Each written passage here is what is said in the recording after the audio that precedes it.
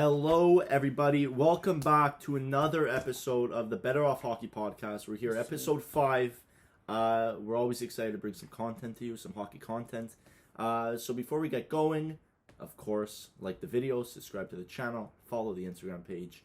Twitter, YouTube. Twitter, exactly. All the and stuff. most importantly, make sure to go download the BettorOff Assistant Sports Wagering Assistance app on the App Store. It's written the same as in the YouTube title. So make sure to do that. And a big announcement. We are on Spotify. We are on Spotify. Yes, so we every are. Tuesday, That's I'll right. remind you guys, every Tuesday, not Mondays now, every Tuesday we come out with an episode. It's going to be on YouTube, the BettorOff YouTube channel, but also now on Spotify, which is pretty exciting. So let's jump right into things. We had an exciting week. What a week, baby. What a week. So we had bunch of games, obviously. Still a lot of teams that are undefeated. We'll go through them.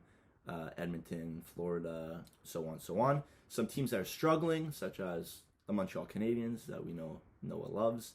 Who else struggling? Chicago, Tampa, Arizona, Tampa, Vegas with some injuries.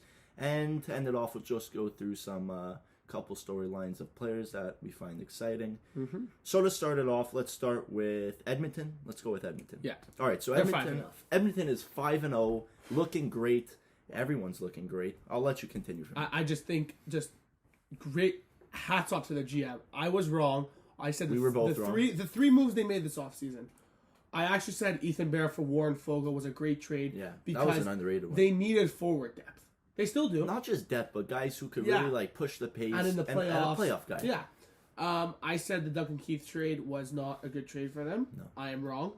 But the thing is, the Duncan Keith trade wasn't a good trade, but he's performing, so it's not that he's bad. Just such a but good it still guy to wasn't have a in trade. a locker room. Yeah, no. He's won 2 cups. He's Two or won three. 2 cups, I think. 2 or 3. But he's won gold medals, cups, Yeah, no, World he's Cups been of everywhere. hockey. He has the experience, and this Edmonton team. Honestly, if Toronto wasn't so terrible, and is the guys like, they don't get past the first round, people don't really realize Edmonton hasn't gone past the first round either. So You're right. Edmonton's playoff struggle is just as bad as Toronto.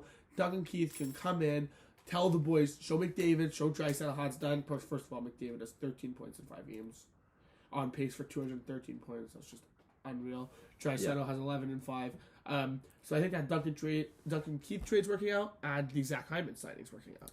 Yeah, so I'm a little speechless. McDavid 13, it just doesn't make sense how a guy could be this much better than everyone else in the same league as him. We speak about it like it's nothing. Like I just threw that in there, it's nothing. He's averaging 2.6 points in the first 5 games, and it's not even he'll never keep that up, because he could easily average 2 points a game and hit over 150 points this year. And I know you think he'll do it. I too think he'll do it. 100%. But the thing is he's playing in between Jesse Puljujarvi and Zach Hyman. Puljujarvi taking a big step this year, which is nice to see finally. And Zach Hyman, who they liked the signing. However, the term was, people were chirping the term, 7 years. He's signed till he's, I think, 36. Yeah. And a guy like that, who I compare very much to Brendan Gallagher, like we talked. Yep. It's, he's going to get, a guy like that gets up there in age quicker than most, just of this play style. But as of now, what a signing. He's helping that team so much. He has 4 points, 2 goals in each in the past 2 games. Yeah. And it's nice to see Draisaitl on the second line doing stuff on his own with Nugent Hopkins, without McDavid. Nice to see. So Draisaitl is proving everybody wrong once again, and I'm going to finally hop on the Draisaitl bandwagon. Yeah. Because I tuned into a couple games this week with Edmonton before I go to bed. He knows the late games. Yeah, the 10 Nothing o'clock beats game. watching McDavid. But now I'm doing it to watch Draisaitl. This guy is so skilled. He's a big body. He's silky smooth when he passes. He forechecks. Great vision. His shot is absurd. His release is unreal. He's really good. Yeah. And I didn't know he was this good. I was like, he's the McDavid, whatever. But no. Draisaitl's insane. Yeah. He's a top 5 player in the NHL. Yeah, definitely debatable. It's But debatable. I think so. Well, right now, look at the way Matthews is playing. He's not in there. People never gave him the credit. It's hard to when you play on a team with McDavid. Yes. But the fact that he's doing this on a different So line now, good. and when you watch him day in and day out, he's just like you said. He does every single part of the game. He's good everywhere, and that's what a team needs. And he's also one of the best face-off men in the league, one of the best defensive players. So yeah. And Edmonton, honestly, listen, people don't really. I don't know if I already mentioned this about the Toronto Edmonton, right? I already mentioned that. Yeah. And I'm just saying, like, I think Edmonton, the only issue is that they don't have a lot of cap space. So, when it comes to the trade deadline, they're not going to have money to acquire those bottom guys push them over, yeah. unless somebody gets injured, like Tampa just didn't put Kucherov on the LTIR again. Okay. But yeah, no, that's a bit of a concern for me. I think they need a nice third line center. Because I think it's Kyle Turris right now, maybe. I don't even know who it's Michael. I think it's Michael McLeod. He's a young player, but they do need a third line center. But I'm gonna repeat myself again. But if you have McDavid and Draisaitl on two different lines, yeah. And again, we're not giving credit. And then Hyman and Nugent Hopkins is one of them. We're not giving credit to a guy like Nugent Hopkins who's helping Draisaitl do what he's doing. But if you have those two guys on two separate lines who are consistently producing, you're gonna win cups no matter who your third line center is. And so I mean it's gonna be hard for any team to stop them. But it is 5 games in the season, so we gotta hold our horses. Sure. So enough about the Edmonton love here. Let's switch to the other 5. Florida 5-0. Yeah. Barkov just signed his new contract. We talked about it, I think 2 weeks ago. It's a $10 million contract. Finally getting respect he deserves. Yeah. So obviously Florida 5-0. I think they're one of the best teams in the league, no doubt about it. I had them winning the cup. Definitely number one in that division moving forward with Kucherov on IR, with Toronto struggling. So Barkov and Huberdeau have been underrated their whole career. They play on separate lines. They both, and it's just such a deep team. So I'll just go through their line combos off the top of my head quick. First line, you got Verhaeghe, Barkov, Duclair. Reinhardt is on the third line now. Okay. Then you got Sam Bennett centering Huberdeau and Owen Tippett. Then you got Sam Reinhart on the third line with Antoine Lundell, who was a first-round draft pick. Yeah, he's good. And is it Hornqvist? No. Hornqvist is on the fourth line with Vitrano and Lusterainen. But Lomberg's the third line. Lomberg, yeah, probably. But they're just such a deep team, and they're so deep. Ekblad's healthy. Remember, Florida was a scary team until Ekblad got hurt. Ekblad's back. Yeah. He's one of the best D's in the league. Uyghur's really good. Uyghur, Brendan Montour. Yeah. Forsling, they're such a deep team, and Bobrovsky. He's playing well.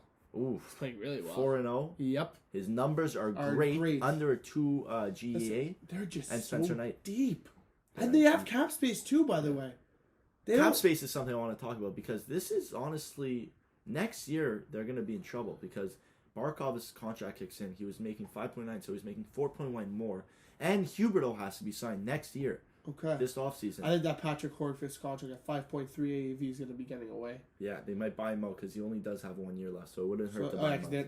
How it works in buyouts, they split it up into 3 years. So a buyout, if I'm not mistaken, is it's 33%. You buy him out, you have to pay him 33%, but like you said, double the years. Yeah, okay. So if you're signed for, like, Hornqvist, $5 million for 2 more years, you have to pay him whatever 5 divided by 3 is times 4 years. Yeah, okay. So that's how that works. Yeah. Anyways, I think Florida's in a great spot. I think also kind of like how Edmonton needs a bottom 6 forward. They just need like maybe a number 4 bottom 3D, just to kind of round that out. Because Yandel left this year. Don't forget. Yeah. But I think Florida can keep this up. Listen, obviously they're going to lose the game eventually, but they've just been fantastic. And kudos to Joel And they have a great Quenneville. coach. They have a great coach. At the same time. So there is 4 other undefeated teams. There's San Jose, St. Louis, Carolina, and Minnesota. Yeah. So let's start with. We're going to go through each team. Okay. I think the most surprising one's San Jose. I tend to agree. People had San Jose as bottom of the pack. Yeah. They're going to be competing for Shane Wright this year in the draft. Burns, Carlson are done. They're overpaid. They're looking good. No, they're not. Well, Carlson's they are overpaid, but they're looking good. Carlson's got 6 points in 3 games. Burns got 3 and 3. I think it's he cut his hair. Oh, yeah, that's what they both cut their hair. Did they both? Yeah, Burns shaved his head. Wow, okay. Well, that's a storyline to watch. He, also Logan Couture is on fire, making his case for Team Canada. Don't forget. Fair. This is what I mean. Like, now, we spoke about this earlier when we made our lines. They also got to see who's playing well. Yeah. Don't forget, Logan Couture is not only an offensive stud. He's great in the faceoff circle, great on the... He's outplaying somebody who, like, Ryan O'Reilly, who would have usually been the 4th line center. He might take his spot. Yeah, no, it's definitely up for grabs at this point. So point. it's going to be a very interesting thing. Let's not put Timo Meyer aside. He's playing with Couture. He is on I'm fire. not sure how many points they have, but they're both top of the league. Couture in has 7 points. and 4, and Meyer has 6 and 4. Okay, yeah. So I mean, that's unreal. Hurdles on their second line. Again, obviously they're not. This isn't going to keep up. Yeah, it's nice to see, but they're still an underrated team.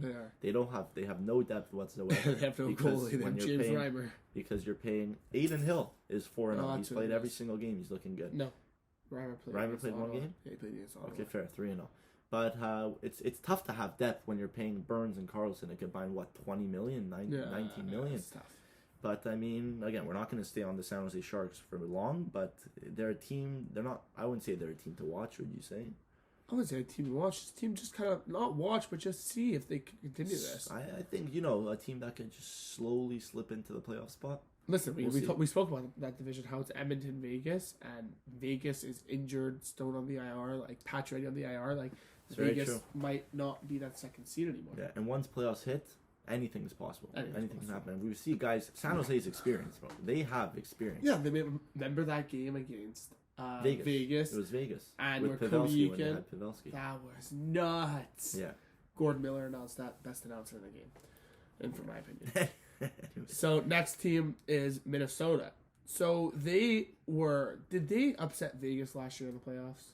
They almost did, correct? They took it to 6. Yeah, that was kind of their breakout party. I think they were up 2-1 at one point. They were. In the series. That's what it was. That was their breakout party. Yeah. Now they kind of have Cam Talbot, who's been playing unreal, and everybody's scoring. Eriksson that got a hat trick the other night. Yeah, Kaprizov doesn't have a goal, but he still has 5 helpers. Zuccarello's leading the team in points. They are just a well-rounded top 6. I love Jordan Greenway. Marcus Foligno. Foligno's good. Eriksson, they have a good team. I just think, but they're deep on D too. Yes, they're very deep on defensemen. Dumba, Spurgeon, those guys are good. People don't realize Brodin.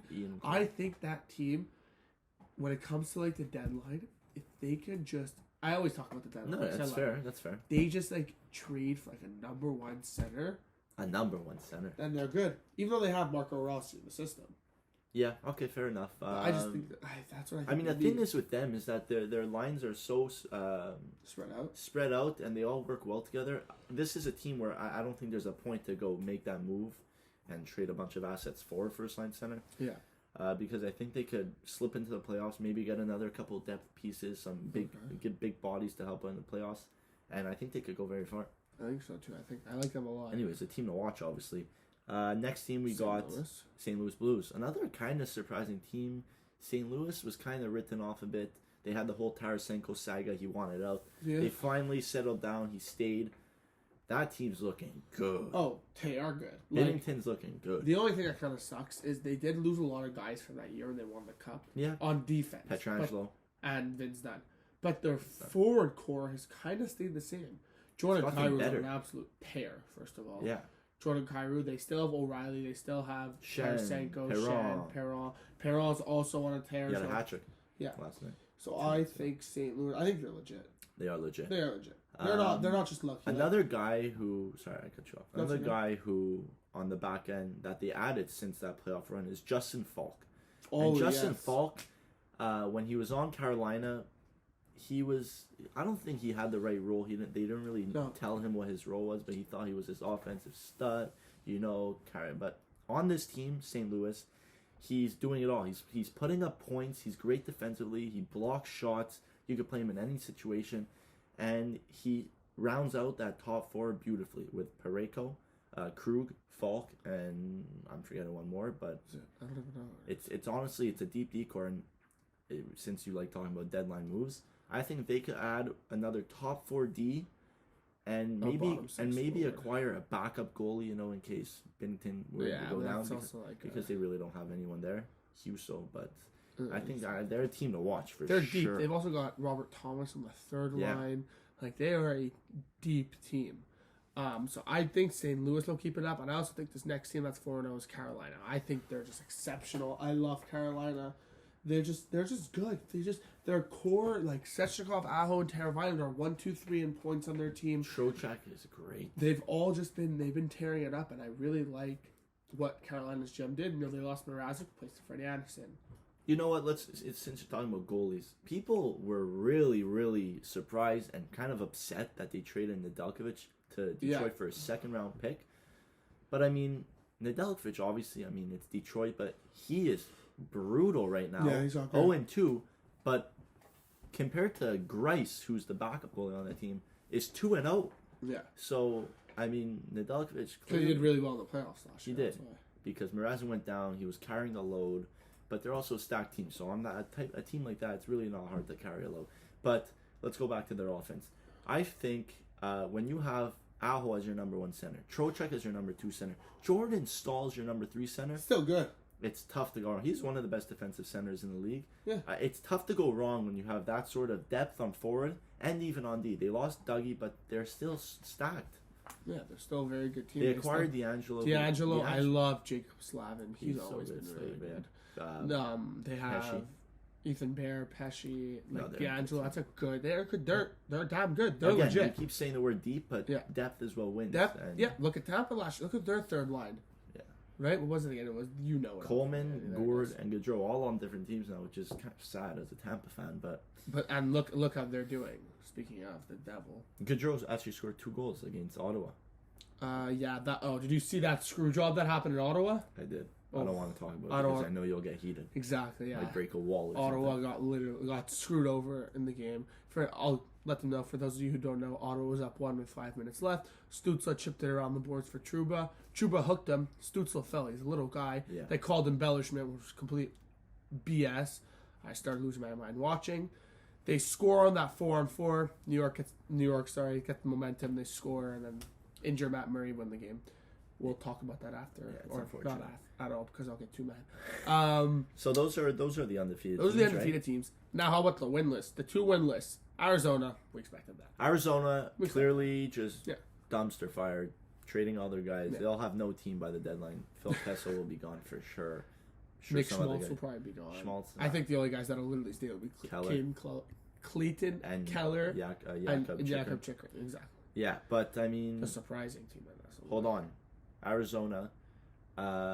Let's say they get the first overall pick, draft Shane Wright, and in a year or 2, when Toronto is absolutely have no money and they're continuing to get eliminated in the first round, offer sheet Matthews for $14 million. Then you have Matthews and Wright as your 1 and 2. And then you're legit. I don't know if so here's the thing. That Matthews thing quickly. Do you think he would leave? He loves Toronto. Doesn't matter. He's from Arizona. But he loves Toronto. Him and Bieber are boys. How much is he making? Are best friends. 11? Yeah, I think so. 10.5 to 11, let's say. Not sure the exact number. But if you're offer sheeted $14 million, $15 million even, in a year or 2, you're saying yes. Going to your hometown, to play in your hometown where there's no taxes also, you're making so much more. You're making millions more. You're playing in your hometown. They stink. Doesn't matter. A guy like Matthews with his, I don't want to say cockiness, but with his ego, he'll want to be a guy to take a team and just by himself change that organization, especially his hometown. Anyways, I don't want to get too much into this. That's another topic for another day. It's a long shot, though. I just want to. I don't know. That could be something that could happen. But listen, Arizona, we expect them not to do well. I hope they get Shane Wright. I want that franchise to get a bit of a reassurance. Who's the other team that's winless? Chicago. Oof. Yeah. 0-4-1. That is nuts. Speaking. I don't know what they want to do there. I think they kind of just brought. I think it's the coach because they brought a lot of superstars together, and they all I agree. Haven't really done much. Now listen, once again, it's 6 games, 5 games. Once it gets to that 10-15 game margin, for sure, that's when you get worried. Yeah, I mean they brought in Seth Jones, they brought in Marc-Andre Fleury, brought back Taves, yeah, he's back. I mean, no one's performing on this team. Speaking of, even more trouble, you said 10 to 15 game mark is when you really start to panic. Patrick Kane has COVID, so he's out a few games. He does? Yeah, he's on the COVID IR. But when you bring a guy like Seth Jones, obviously you're excited as a Chicago fan, but the truth is, you're bringing in a superstar to a new team. You're bringing in Marc-Andre Fleury, and it's just like you don't know your role. Kevin Lankinen, Marc-Andre Fleury, I thought would be one of the best goalie duos in the league. I'm sure most people thought too, but they look horrible. Marc-Andre Fleury looks horrible. Lankinen looks horrible. Their D's just can't keep a puck on their stick. Seth Jones has been awful. Really? Yeah. Their power play isn't clicking for some reason, which is, I thought, one of the best power plays So I in thought the it was league. going to be one of the best power plays in the league. And I saw it in the preseason, and I know it's preseason, but they had all their guys playing, and everyone just looked great. Taves looked back to normal. Taves is a -6 with no points. Like, that can't happen. Your team captain, your number one center. I think, honestly, I don't like this guy as a coach. But maybe they should just go out and get someone like a Mike Babcock. Screw it. Just screw it. Jeremy something. He's also a young guy who Yes. it's a team that's getting up there in age where they have their veterans like Taves and Kane. You need someone who will put everyone in their place, let everyone know what their role is. Yeah. But I mean, I don't know about you personally. I don't think this is something that's gonna linger for a while. But I mean, you're starting off this bad. You got to step it up. Yeah, they got to figure stuff out. Now, another team that's also under the radar struggling, by the way, are the Leafs. Yes. It's not just the Leafs, but Matthews and Marner. Matthews has 0 points in 3 games, and Marner's got 1 in 6. This is embarrassing. That's a problem because we know last year, I feel like last year's playoffs just ruined them. Yeah. It just ruined them. They even ruined them. It's just you're playing, and again, Toronto's much like Montreal. We're from Montreal, so we know what the media is like. Toronto's very much like Montreal in the sense that they put so much pressure on their players to perform, and I mean when you lose to Montreal in that fashion, you just get pressured so hard coming into this year. And I just don't think Matthews and Marner are ready for this. I don't think they're ready for it. I don't know. I think Marner's mentally weak. I think he's a kid. I think it's Mitch Marner. Yeah. You know, he doesn't. I don't see him going in the room and be like, boys, come on now, let's wake up, for sure. Let's go. I also don't see their captain Tavares being that guy either. He seems like a very calm, awkward guy. Yeah. I don't think they have a real true leader in that locker room. And I mean, I don't know their coach Sheldon Keefe, like him. But from what I see, I don't like him. Neither do I. I think they really need. They could use some locker room people on that team. They can just they need a whole resurgence. Sorry. Like if I'm their GM, for me, it's like this off. What are you doing? What am I doing right now? Now. I mean, obviously, it's you're nothing 2 to and worry 3, about. You're so 2 and 3. It's really nothing to worry about. But if this keeps up, are you making a move? If you get bounced the first round of the playoffs again, I would. What are you doing? Go into the off season. First things first. I'm letting Morgan Riley walk to free agency. Is he a free agent? Yeah, okay. I'm letting him go. Yeah, I'm probably trading Nylander for some picks. But Nylander, the thing is with Nylander is Marner's been worse, and Nylander last year had a great year. This year's having a good year. Yeah. I don't think he's a problem. I don't think doesn't matter. You got to change something. And you got to trade him for picks. You're either trade him for picks or trade him for like a defenseman, something like that. You know what I would do? I would do something where obviously totally different, but Montreal traded a guy that was struggling in Max Domi for another guy who was struggling for Josh Anderson. Oh yeah, they both swapped. Josh Anderson is, I don't want to say elite, obviously, but he's been unreal. And Domi's finally having a good season there. Yeah. I think they should swap Nylander, make a type of swap like that. Nylander for someone.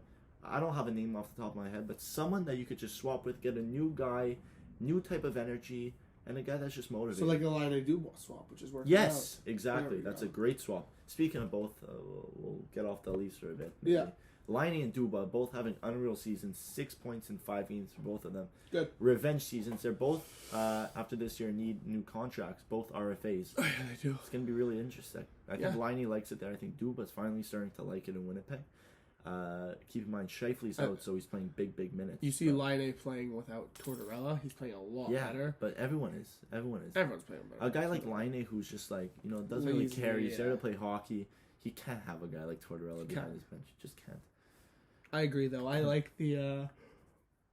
Excuse me. Yeah, no problem. Excuse me, but yes, I do like the idea of doing maybe like a Nylander swap, and I think even get rid of let's just do something. You got. And I don't even know because the thing is, like, I can't just come up with a trade with Mitch Marner.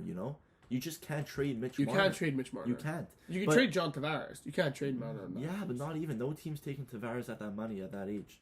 You can't trade Tavares, you can't trade Matthews, and you can't trade Marner, and that's the problem. I don't think those three guys are ever on the same page. I want to see more Matthews and Marner versus Tavares, because I think Matthews and Marner are buddy-buddy. Yeah, but Tavares just...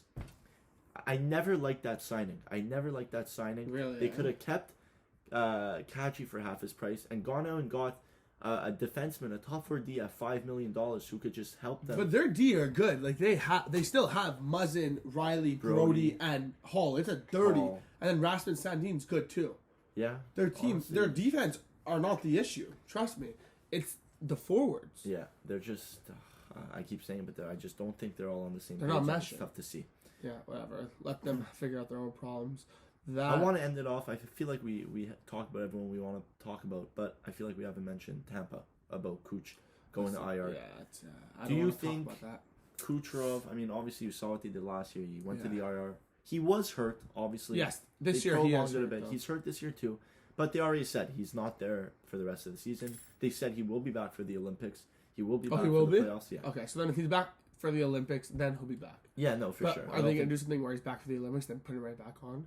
Yeah, no, I don't think so that's even. rattled. I don't think that's legal. But I saw somewhere. I mean, we bring this guy up every week, but I was listening to a Steve Dangle's podcast, and they were talking about Kucherov, the long-term IR. Now they have space for Jack Eichel. Here we go. What would they give up? Yeah, no, obviously not. You guys have nothing. We have nothing to give up. I mean, we have prospects. We have picks. What but prospects? We have nothing to give up. Nothing, eh? No, we have nothing. The I'll Eichel, be once straight up again, honest. the Eichel sweepstakes have arose. I don't even want to talk about it. No, It's we're annoying. going to stay off of it, but Yeah. there's multiple teams interested. I know San Jose was in the talk, Anaheim. but I mean, whatever. Let's stay off of that topic. It's the same thing. Personally, I don't think he's moving anywhere. I don't think he plays a game this year. I don't know about you, but And Buffalo finally lost 2 games. Yeah, they were whatever. 3-0. I was like, oh, whoa. yeah, there's a problem. Whoa, Then they whoa. lost 2 games, and they're back to flying and Earth. Montreal's back to its old ways, going 1-5, having everybody turn against them, and then they win the game. Matthew Perreault gets a hat trick. Oh, he's the best player in the world now. But before I heard everybody was saying he's terrible. Yeah, that's just basically what I think about the Habs, though. I just think that all the fans like to turn on them in the first 5 games, and now all of a sudden they're back on the wagon, and then they're gonna lose the game. Oh, this team's terrible. And Yeah, that's just how it the goes vicious cycle of the Montreal media, and we'll end it off there Yeah. because I don't want to rant about the Montreal Canadiens. But so again, obviously we had a lot to talk about. I love it. The upcoming episodes are going to be just like this one. You know, we go through teams, we talk about their storylines, talk about some other players who we find entertaining. And guys that are playing well, guys that are scoring, guys that aren't. I mean, listen, it's 5-6 games in, so everybody's kind of getting warmed up. But I think when it really, for me, the way you'll see the season will go is when it's games like 10 to 20 is really when you'll see how teams are going to play the rest of the year, right? So like someone like Buffalo, you even saw it. We spoke about them last week. Oh, they're 3-0. Now they're 3-2, right? Like, I think when we come back next episode, I do not see Edmonton being undefeated. Florida might happen. San Jose won't be undefeated. Edmonton only plays 2 games next week, so it's possible. Okay, but we'll see. Yeah, we'll end it off here. We're always gonna repeat. Go download the BettorOff app. Yeah. Subscribe to our channel. Like the videos. Again, we're on Spotify, so go download the episode. You can listen to it in your car, going to school, work, whatever it is. That's what I was gonna say. Yeah, there you go. That's what I'm doing. I don't like hearing my own voice, but definitely some other ones. All right, so we'll close it off there. Any final words? Nothing. Just everybody. Hope when you see this, you're having a great week, and don't forget to like and subscribe. Yes, sir. All right, guys, take care. Bye.